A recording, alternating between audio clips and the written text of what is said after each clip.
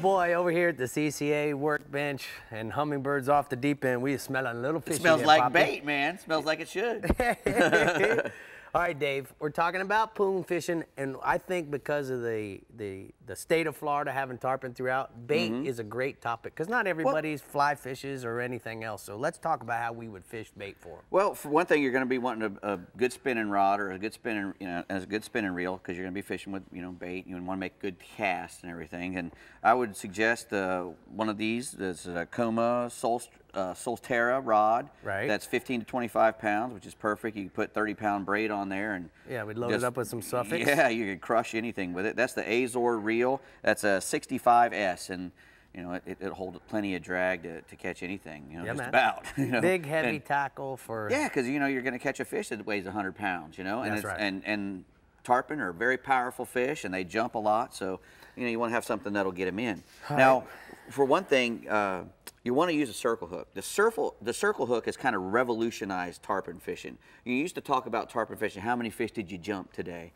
Well, now a lot of times if you're using a circle hook, you're catching them instead of just jumping them. Yeah. Because once a circle hook finds that corner of the jaw, the fish swallows it, and then it comes back out and finds that corner of the jaw, you're probably going to catch him. It's hard to get him off after that point. But, no doubt. But, if it's stuck in some soft place, it might pull, just like a J-hook would. But we're going to show you, because circle hooks are different. They have that weird shape and have the point of the hook pointing all the way back towards the shank. It's a little more difficult to hook them.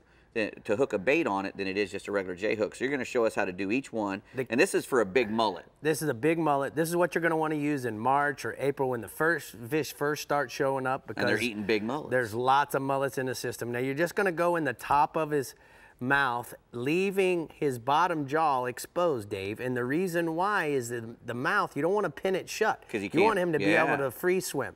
The other thing you got to think about, guys, this is a 9.0 VMC 7385. On 50-pound leader. You got to have, on the suffix fluorocarbon leader, you got to have enough gap so that when the fish bites down, there's enough gap here to hook him in that big mambrel. Am I saying that right? Mambrel? Mandible. Mandible.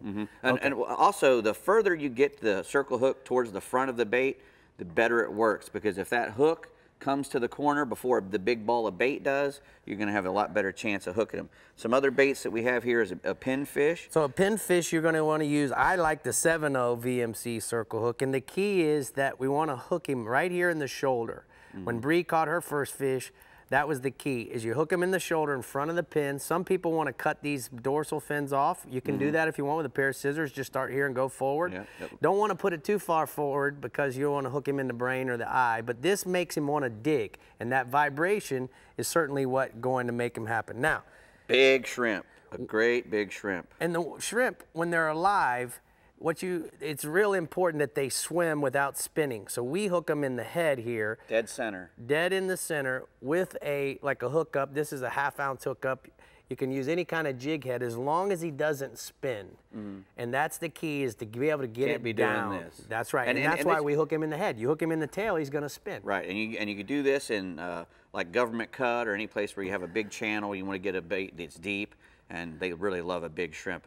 Most guys don't use. And we catch a lot of groupers and mangrove snappers while tarpon fishing too, Yeah, and if you want to, you can go down even to a little mullet too. You can hook a little tiny mullet the same way on a jig head as well, and it'll. That's right. In the fall, you got a lot of small finger mullet. The key is you got to downsize your hook a little. A 7.0, even a 6.0. If you're using a big pilchard, you maybe even want to use a 5.0 because you don't want the hook to weight down the fish and keep him from really swimming freely. Last thing is the crab. A great bait for a certain May, June, July. It's a very popular over on the West Coast to throwing crabs.